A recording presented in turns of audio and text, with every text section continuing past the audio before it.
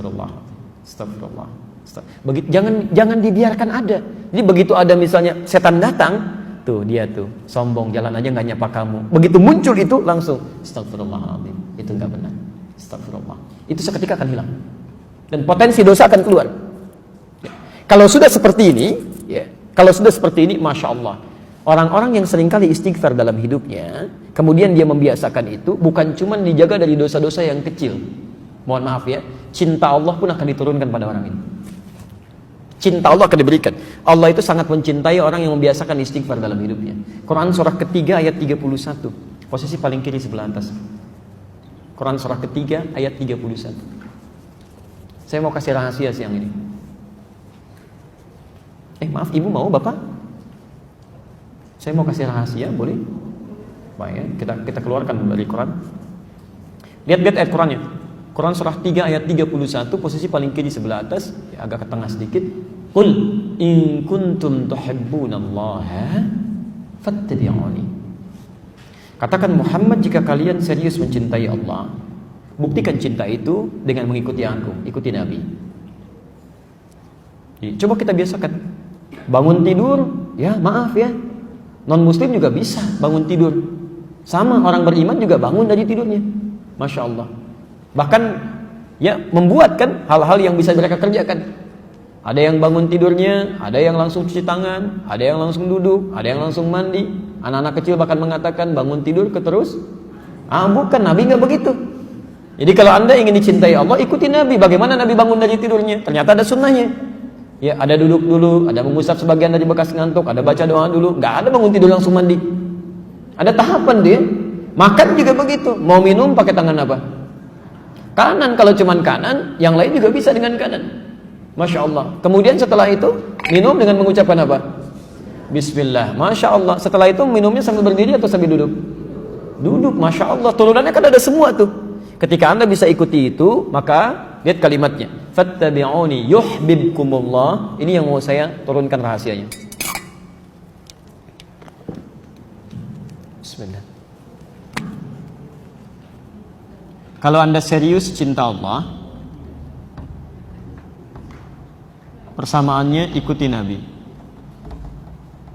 SAW. Sekarang perhatikan, ini rahasia besarnya ayat ini. Kita turunkan persamaannya. Orang yang bisa mengikuti tuntunan Nabi dalam kehidupannya, maaf, bukan cuma sholatnya ikut Nabi ya, tapi lisannya pun ikut Nabi, pandangannya ikut Nabi, gitu kan? Kebiasaannya ikut Nabi. Maka yuhibbukumullah, cinta Allah akan diturunkan. Yuhibbukumullah, Allah akan cintai kalian. Yang menarik, kemudian diberikan persamaan oleh Quran. Perhatikan persamaannya. Wa yaghfir lakum dzunubakum. Kalau Allah sudah mencintai seorang hamba, ternyata bukan dunia yang pertama diberikan. Jadi kalau bapak ataupun ibu mendapatkan kemuliaan dunia, jangan dulu bangga. Belum tentu Allah cinta dengan itu. Jelas ya? Nah, apa yang Allah berikan? Wa yaghfir lakum dzunubakum. Allah akan ampuni dosa hambanya. Ampunan dosa. Jadi orang-orang yang dicintai Allah itu, seketika yang Allah berikan pada orang ini, Allah ampuni dosanya. Gugur, dihabiskan semua. Gugur, selesai. Yang paling menarik, sekarang perhatikan persamaannya. Cinta Allah bersanding dengan ampunan dosa. Kalau kita buat persamaan terbalik seperti ini, berarti orang-orang yang sering meminta ampunan dosa dari Allah itu berpotensi lebih cepat mendapatkan cinta Allah Subhanahu wa taala. Perhatikan persamaannya. Orang yang dicintai Allah maka akan diampuni dosanya. Persamaan terbaliknya, orang yang sering meminta ampunan dosa bukankah akan cepat mendatangkan cinta Allah? Halo? Ya kan? Jadi orang yang sering minta ampunan dosa itu akan cepat mendatangkan cinta Allah. Persamaan terbaliknya. Jadi orang-orang yang sering istighfar, cara meminta ampunan dosa, kunci pembukanya ini istighfar. Di orang yang sering istighfar, astagfirullah, astagfirullah, astagfirullah, masya Allah, itu matanya akan dijaga oleh Allah. Begitu melihat yang tidak baik menurut Allah, dia akan palingkan. Astagfirullah, astagfirullah. Tangannya juga begitu. Kakinya juga begitu. Dan hebatnya, ini yang paling mulia. Orang-orang yang sudah mendapatkan cinta Allah, ahli istighfar ini, ahli istighfar, kalau sudah mendapatkan cinta Allah Subhanahu wa taala, maka Masya Allah, kemuliaannya tanpa meminta pun doanya segera dikabulkan. Orang yang biasa istighfar itu diantara kemuliaannya, Allah akan cepat mengabulkan kebutuhannya tanpa dia harus memintanya. Butuh sesuatu, datang. Butuh sesuatu, datang. Padahal orang ini belum tentu minta. Ini pernah dipraktekkan oleh seorang tukang roti di zaman Imam Ahmad bin Hanbal, Pak. Beliau pahami betul konsep ini. Ya. Kata Ibnul Qayyim Al-Jauziyah, beliau punya rumus, ya, masa setelah Imam Ahmad sampai disebutkan rumusnya. Kalau Anda punya permohonan yang cukup banyak, tapi waktunya singkat, kata beliau, cukup perbanyak istighfar. Begitu Anda istighfari, itu sebelum dimintakan Allah bisa kabulkan kalau benar kebiasaan istighfar. Ya. Imam Ahmad itu pernah lewat, kemudian beliau datang ke Mesir. Di Mesir masuk masjid. Ya. Begitu masuk ke masjid, tiba-tiba petugas masjidnya langsung mengusir beliau. Ukhruj, katanya, keluar. Itu imam besar, Pak. Dikenal dia seantara jagat ya, cuma saking tawadhunya pakaiannya biasa-biasa. Seperti Syekh Yasin Al-Padangi, Bu. Ya, ibu atau bapak yang dari Padang itu ada ulama besar tuh. Ya, saya sampai hari ini masih kagum, saya terus pelajari. Sampai tadi saya nunggu di mobil tuh saya masih pelajari beliau itu. Ya, bagaimana santunnya, tawadhunya, pakaian macam-macamnya. Itu ahli sanad, Pak, sedunia itu. Sedunia, semuka bumi ahli sanad itu. Ya, itu luar biasa, Masya Allah. Pakaian, tampilan sederhana, macam-macam. Jadi kalau Anda ke Mekah itu belum kenal pertama kali, mungkin gak akan kenal kalau itu ulama besar tuh. Kadang-kadang orang tawaf beliau bawain air, zam-zam, setelah selesai dikasihin, duduk pakai sarung begini, pakai kaos, tapi muridnya ada yang dari Mesir, ada yang dari Mekah, ada yang dari macam-macam, itu luar biasa. Ya. Nah, yang paling menarik, Imam Ahmad itu sederhana luar biasa. Ini nggak tahu, ukhruj, katanya, keluar. Imam Ahmad karena paham fikih, kata beliau, ana astarih qalilan, saya istirahat sebentar. La, barrah. Barrah itu sudah mulai kasar. Barrah. Kata Imam Ahmad, astari, da'ni astari. Gak apa-apa, tolong perkenankan saya istirahat sebentar, saya capek, katanya. Rawah enta, rawah. Ya. Rawah itu sudah lebih kasar lagi dari kata roh. Maksudnya, tolong keluar dari sini sekalian dengan roh-rohnya.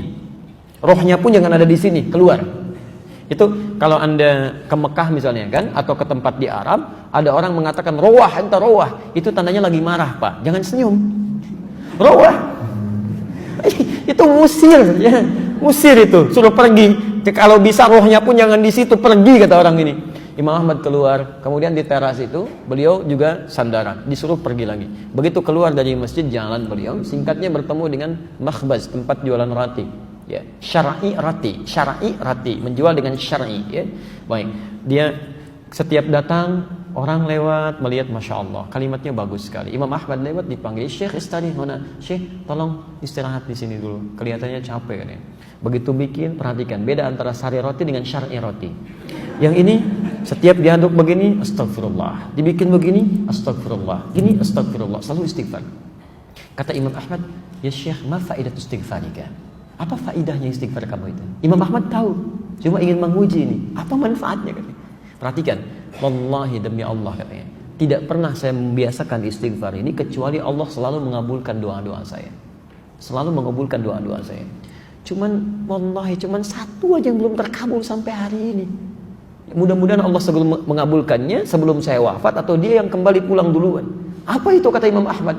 Wallahi saya bermohon kepada Allah supaya bisa dipertemukan dengan Imam Ahmad bin Hanbal sebelum saya meninggal atau beliau yang meninggal duluan. Kata Imam Ahmad, Allahu Akbar, rupanya saya diperjalankan ke Mesir ini, masuk ke rumah Allah sampai diminta keluar sampai ke sini gara-gara istighfar kamu ini, katanya. Jadi bisa digerakkan gitu. Itu istighfar, Pak. Itu kemuliaannya luar biasa. Ya. Tapi tolong jangan lakukan itu kepada saya gitu. Anda bisa istighfar, Masya Allah. Makanya ahli surga yang biasa istighfar, surganya istimewa, bukan surga biasa. Itu ada di Quran surah ke-51 ayat 18. Lain, Pak, bonusnya itu lain. Ya. Dia ditempatkan di taman surga. Ya. Taman surga itu kemuliaannya beda dengan surga biasa. Kalau Anda insya Allah masuk surga, kalau di surga biasa itu yang melayani pelayan surga, namanya wildanun mukhalladun.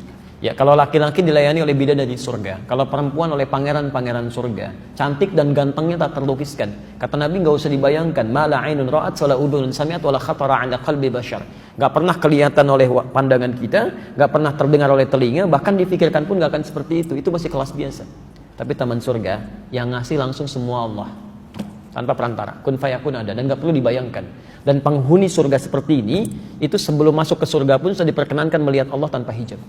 Ada di Quran surah 75 ayat 22 sampai 23. Posisi paling kiri sebelah atas. Wujuhu yawma idzin nadhirah. Ada orang-orang yang Masya Allah, saat dia dihisab itu wajahnya berbinar gembira. Ya, padahal belum masuk surga. Ya, ila rabbiha nadhirah, karena bisa melihat Allah tanpa hijab langsung seketika. Ya, nggak usah dibayangkan, nggak boleh. Tapi ada seketika. Masya Allah, apa yang terjadi? Quran surah 51 dari ayat 15-nya. Nanti ketemu di ayat 18. Innal muttaqina fi jannatin wa 'uyun. Nah, sungguh ada sementara orang-orang takwa itu tempat tinggalnya di taman surga. Taman surga, Masya Allah. Kalau di Firdaus ya taman surga Firdaus ya. Indahnya luar biasa. Ada karakteristik yang bisa anda bumikan tuh nilainya dalam kehidupan orang di bumi. Akhidina ma atahum rabbuhum. Ini syahidnya. Orang-orang ini itu akan langsung mengambil apapun di nikmat surganya, diberikan langsung oleh Allah. Gak ada perantara. Ya. Akhidina ma atahum rabbuhum. Apa amalannya? Ini yang harus anda turunkan ke muka bumi. Innahum kanu qabla dzalika muhsinin. Saat di muka bumi, saat di dunia, itu orang-orang ini muhsin, berbuat ihsan. Ya. Kalau anda ingin jadi penghuni di sini, turunkan karakteristiknya, kemudian tuangkan dalam kehidupan di bumi, anda kerjakan itu. Apa amalannya? Kanu qalila minal laili ma yahja'un. Amalan pertama, dia terbiasa sedikit tidurnya. Itu bahasa Quran. Sedikit tidurnya. Ini malam dia hidupkan dengan ibadah. Dia paham, ya, kalau malam itu lebih enak ibadahnya, akan lebih khusyuk. Quran surah 73 ayat yang ke-6, inna nasyi'atal laili asyaddu wat'a wa aqwamu qila. Bangun malam itu akan enak menyentuh pada jiwa, lebih khusyuk. Makanya maaf ya, setan malam dengan setan siang itu beda apa? Lain. Shift-shiftan dia. Setan siang tuh biasa, nggak usah terlalu banyak tenaganya, tiup dikit udah pada nggak sholat tuh. Ya. Setan malam tuh tidak, dia paham, gangguannya tuh minim, nggak ada kebisingan, TV berhenti semua, nggak ada siaran macam-macam. Jadi ketika orang ini ibadah, konsentrasi khusyuknya akan lebih tinggi dibandingkan dengan siang. Maka dari itu banyak terjadi keanehan. Kalau ibu nggak percaya silahkan. Siang bu ya, Masya Allah. Ya jangankan bangun, mau tidur aja susah. Tapi kalau malam, Masya Allah. Begitu anda bangun di pertengahan, jam 1:30, jam 2 tuh ya. Padahal alarm sudah disusun 3 kali tuh. Alarm pertama mematikan alarm kedua. Alarm kedua matikan alarm ketiga. Alarm ketiga baru siap-siap. Kata Nabi itu setan membuat berat kepala tuh. Susah. Dan terjadi sesuatu yang tidak anda bayangkan sebelumnya. Itu kan tiap hari bolak-balik tuh. Kamar mandi, meja makan, dapur. Biasa aja siang. Kok malam-malam jadi berubah? Awas loh ya. Kemarin sih enggak, tapi malam ini di meja makan tuh putih, rambutnya itu panjang, dan nungguin kamu di situ. Jadi nggak jadi. Itu terjadi situasi itu. Ada kenikmatan gitu kan? Ya. Karena ada perbedaan-perbedaan semacam ini tidak mudah untuk bangun. Tapi orang ahli surga tidak. Amalan-amalan seperti ini itu lain. Perhatikan ahli taman surga itu qalilan minal laili ma yahjaun. Dia atur tuh tidurnya lebih cepat. Ba'da isya dia nggak ada keperluan langsung istirahat. Sedikit tidurnya malam dia hidupkan. Salat, Masya Allah. Ayo, itu bahasa Quran, sedikit tidur. Kalau anda tambahkan, bermasalah. Di rumus fikih itu, anda tambah jadi berkurang. Sedikit tidur, taman surga. Sedikit-sedikit tidur, maaf, di tamannya aja enggak. Silahkan cek. Jadi dalam agama itu kalau sudah pas, gak usah ditambah-tambah. Subuh 2 rakaat. Saya pengen yang paling sempurna, ikuti sunnah Nabi. Saya merasa banyak kurang sholatnya. Besok saya 3 rakaat. Salah. Jadi kalau sudah ada pas, gak usah ditambah, gak usah dikurangi. Menambah sesuatu itu mengurangi kemuliaannya. Selesai. Ya. Yang paling menarik, habis tahajud. Kalau anda cuma tahajud aja, belum bisa masuk taman surga. Amalan selanjutnya ayat ke-18-nya. Wabil ashari hum yastaghfirun. Ini poinnya. Jadi dia tahajud di sepertiga malam, menjelang subuh. Belum subuh pak. Ashar itu waktu menjelang subuh singkat. Ya, paling 15 menit lah, 10-15 menit sebelum subuh. Dia duduk istighfar. Istighfar. Bahkan ada hadis qudsi di situ. Hadis qudsi. Diriwayatkan orang pertama yang menerima dari Nabi 31 orang sahabat senior. Hampir semua meriwayatkan. Ya, Abu Bakar As-Siddiq radhiyallahu taala anhu, Umar bin Khattab, Utsman bin Affan, Ali bin Abi Thalib sampai Sayyidah Aisyah radhiyallahu taala anha. Itu menerima semua dari Nabi. Yanzilu Rabbuna tabaraka wa ta'ala. Allah subhanahu wa ta'ala akan membentangkan rahmatnya. Ya, fi thuluthil akhir minal lail, di setiap sepertiga malam yang terakhir. Kemudian menyampaikan, faqala, Allah menyampaikan pada hambanya, ya ibadi, hai hambaku, siapa yang meminta kepadaku akan aku kabulkan. Siapa yang memohon, aku akan berikan. Dan man istaghfara liya ghafartu lahu. Siapa yang istighfar, aku akan ampuni dosanya. Rumus cepatnya, alhamdulillah. Ketika Anda banyak istighfar, itu yang dua pertama akan diberikan. Tanpa Anda minta, seketika diberikan. Makanya ahli taman surga itu, Masya Allah, begitu selesai tahajud, dia nunggu fajar. Astagfirullah, astagfirullah, astagfirullah. Ingat-ingat dosanya itu. Kalau nggak percaya silahkan Pak ya. Nanti malam Anda tahajud. Setelah itu menjelang subuh misalnya, Anda biasakan istighfar. Terus dengan hati yang bersih, yang enak. Itu selain dosa keluar, itu tidak menutup kemungkinan air mata bisa ngalir. Tapi sambil diingat, apa dosa-dosa yang Anda lakukan? Mungkin pernah berkata kasar pada orang tua, pernah membuat pasangan hidup kecewa, sombong terhadap orang-orang sekitaran. Ingat-ingat itu. Itu demi Allah saya katakan, nikmatnya luar biasa. Ini. Dan dosa gugur. Dosa gugur. Ya, jelas di sini? Baik, saya sebentar saya cukupkan dulu sampai sini. Untuk bagian pertama itu masih yang ringan-ringan. Kalau dosisnya, maaf, atau kadar penyakitnya masih kecil-kecil, masih suka pada nikmat orang lain, kan? Masih belum qanaah dengan nikmat sendiri, ya, masih belum puas dengan nikmat sendiri, masih mengharap punya orang, walaupun belum mencela, itu yang kecil-kecil gugur dengan istighfar. Tapi kalau sudah membuat yang jelek-jelek, itu nggak akan hilang dengan istighfar. Pasti ada tahap kedua. Ya. Saya mau ngecek sebentar nih, ya, untuk memastikan kita benar atau tidak. Apa lawan dari hidup? Mati. Baik. Kalau tertawa? Nangis. Kalau siang? Malam. Kaya? Miskin. Baik ya. Sekarang kita cek ya. Quran surah 53 An-Najm ayat 43, ayat 44 dan 48. Ayat 43, 44, 48. Oke. Dari 4 pertanyaan tadi saya keluarkan 3 aja. Ya. Apa lawan tadi yang Anda jawab? Lawan kehidupan apa? Kematian. Baik. Wa annahu huwa amata wa ahya. Dialah Allah yang mematikan dan menghidupkan. Jawaban Anda benar. Ayat 44-nya, wa annahu huwa adhaka wa abka. Dialah Allah yang telah menjadikan orang bisa tertawa dan juga bisa menangis. Jadi lawan tertawa apa? Anda benar. Baik. Tadi yang Bapak jawab, Ibu jawab, lawan kaya apa? Miskin. Baik ya. Quran surah ke-53 ayat 48-nya tuh, lihat. Sudah kencang, benar enggak gitu ya? Wa annahu huwa aghna wa aqna. Dialah Allah yang telah menjadikan seseorang kaya dan cukup. Ternyata di Quran itu lawan kaya itu cukup, Pak. Gak ada orang miskin, Bu. Gak pakai O, gak ada orang miskin. Gak ada orang miskin. Jadi Allah tidak pernah menciptakan orang miskin di muka bumi. Gak ada. Yang ada itu orang yang selalu merasa kurang dengan nikmat, sehingga mengharapkan nikmat orang lain. Padahal bagi dirinya cukup gitu. Itu yang jadi masalah. Coba perhatikan ya.